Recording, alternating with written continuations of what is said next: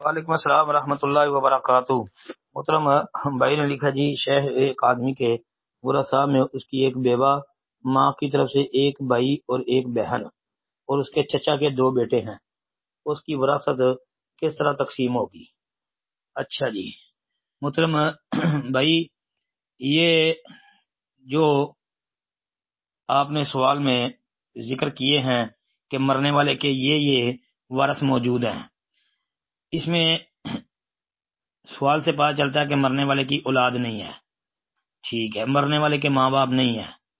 جو آپ نے رشتے سوال میں ذکر کیے ہیں اس حساب سے میں انشاءاللہ جواب عرض کرتا ہوں۔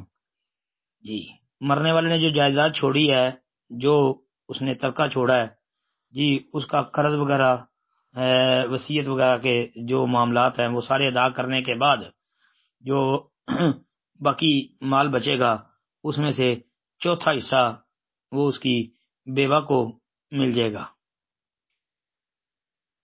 اور تیسرا حصہ جو ہے وہ ماں کی طرف سے جو ایک بھائی اور ایک بہن ہے، دونوں کو برابر برابر مل جائے گا۔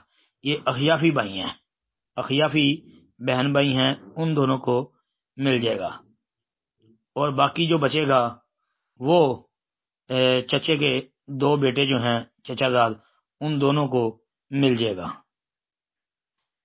جی تو یہ اس طرح سمجھ لیں، مثال کے طور پہ 6 روپے ہیں، وہ 6 روپے جو ہیں اس میں سے چوتھا حصہ وہ 1.5 روپیہ وہ بیوہ کو مل جائے گا، اور ایک بھائی اور ایک بہن جو ماں کی طرف سے ہیں ان کو جو تیسرا حصہ ملے گا، تو 6 روپے کا تیسرا حصہ کتنا ہے؟ وہ ہے 2 روپے، تو 2 روپے ان دونوں کو مل جائیں گے، یعنی 1 روپیہ برابر برابر۔ تو یہ کتنے بن گئے؟ یہ بن گئے جی 3.5۔ 1.5 روپیہ بیوہ کو، 2 روپے اخیافی بہن بھائی جو ہیں ان کو، تو یہ 3.5 روپے ہو گئے، باقی بچ گئے 2.5 روپے۔ تو جو باقی 2.5 بچ گئے ہیں وہ چچا کے دو بیٹے ان کو مل جائے گا۔ السلام علیکم ورحمۃ اللہ وبرکاتہ۔ جی السلام علیکم ورحمۃ اللہ وبرکاتہ۔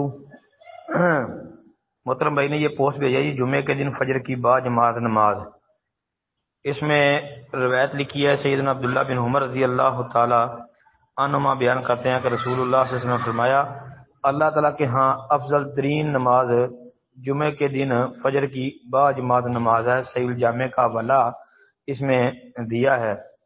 اچھا محترم بھائی کہتے ہیں جی اس کی تحقیق چاہیے۔ بھائی یہ روایت ثابت نہیں ہے، یہ امام ابو نعیم اصبہانی رحمہ اللہ کی جو کتاب حلیۃ الاولیاء و طبقات الاصفیاء اس کے اندر یہ موجود ہے۔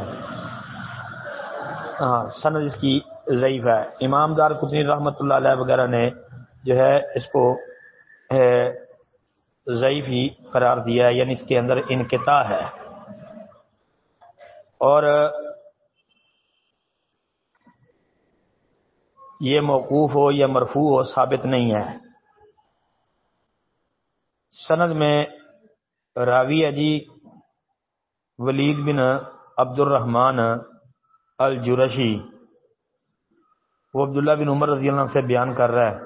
تو امام ابن حبان رحمۃ اللہ علیہ نے مشاہیر علماء الامصار میں یہ بات لکھی ہے کہ ولید بن عبد الرحمن الجرشی کا کسی بھی صحابی رسول سے سماع ثابت نہیں۔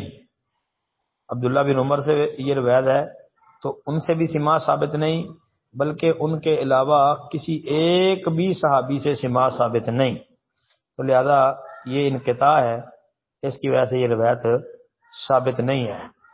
السلام علیکم ورحمۃ اللہ وبرکاتہ۔